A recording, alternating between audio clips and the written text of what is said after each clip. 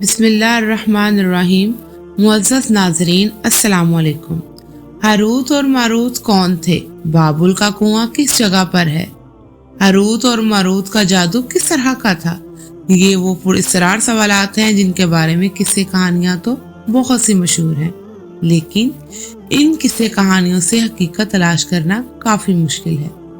Harut और Marut के मुतालिक दो तरह की रवायात मिलती हैं। एक वो जो कि कुरान और हदीस और ताबीन के अकवाल में मौजूद है, और दूसरी वो जो तौरात, अंजील और दूसरी इसराइली रवायतों में आती है। इस वीडियो में हम दोनों तरह की रवायतों को सामने रखकर हकीकत तलाश करने की कोशिश करेंगे। रवायतों के मुताबिक हज़रत ईसा अलैहिस्सलाम के ज़माने में एक दफ़ा ज़मीन और आसमानों के दरमियान से पर्दों को हटा दिया गया, तो फरिश्तों ने ज़मीन पर देखकर इंसानों को ताज्जुब किया और कहा, ऐ अल्लाह, हम तो गुनाहों के करीब भी नहीं जाते, और ये बनी आदम गुनाहों में किस कदर मुब्तला हैं। अगर हम इंसानों की जगह होते तो कभी तेरी नाफरमानी ना करते। अल्लाह पाक ने फरमाया, इंसानों को गुस्सा और शहवत दी गई है। अगर तुम लोगों को भी ये दोनों चीजें दे दी जाएं तो तुम भी गुनाहों में मुब्तला हो जाओगे। लेकिन फरिश्तों ने कहा, हम ऐसा हरगिज ना करेंगे। लिहाजा अल्लाह के हुक्म से फरिश्तों ने अपनी जमात से दो बेहतरीन फरिश्तों को चुन लिया, जिनका नाम हारूत और मारूत था। अल्लाह ने इन दोनों फरिश्तों में इंसानी फितरत और शहवत डालकर जमीन पर भेज दिया। वो शहर बाबुल में दो खूबसूरत इंसान बनकर आए और काजी के काम पर मुकर्रर हो गए, जहां वो लोगों के दरमियान फैसले किया करते थे। एक दिन इनके पास एक औरत अपना मुकदमा लेकर आई। इसका शौहर इस पर बहुत जुल्म करता था।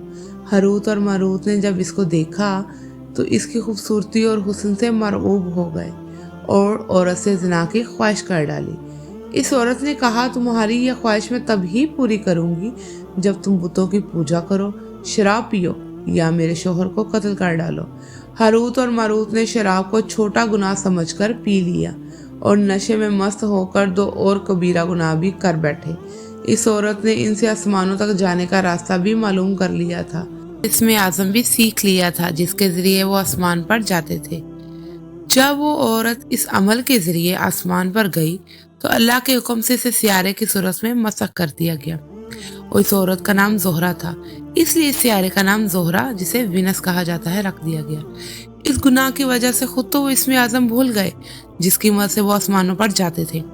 फिर बतौर सजा इनको बाबुल के कुएं में उल्टा लटका दिया गया, जहां वो ता क़यामत यूं ही कैद रहेंगे। ये एक इसराइली रवायत है जिसे मुसलमान उलमा एक कहानी समझकर सख्ती से रद्द करते हैं।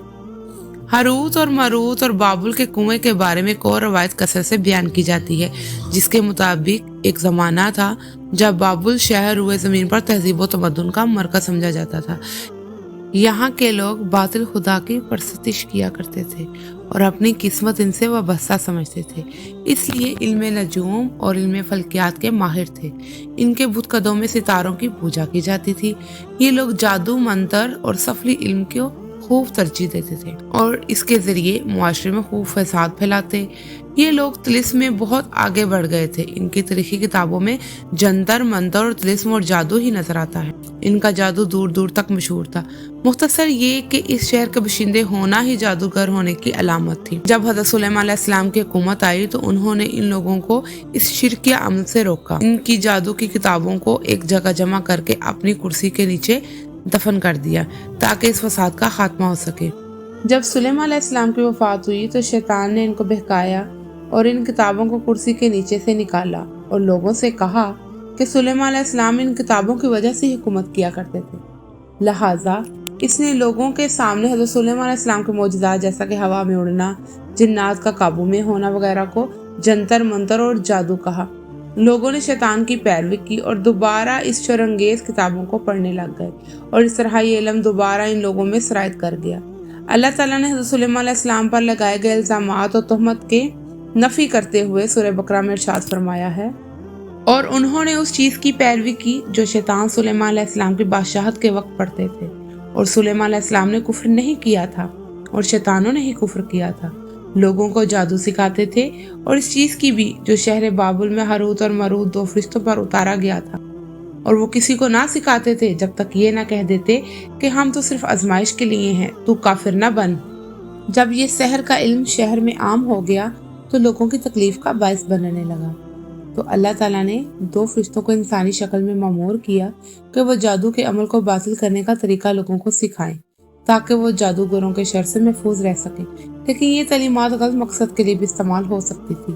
حالانکہ وہ فرشتے لوگوں کو تنبیہ کرتے تھے کہ یہ تمہارے لیے ایک طرح کی آزمائش ہے، لیکن پھر بھی وہ لوگ ان کاموں میں پڑ گئے جو لوگوں کے لیے تکلیف اور ضرر کا باعث تھا۔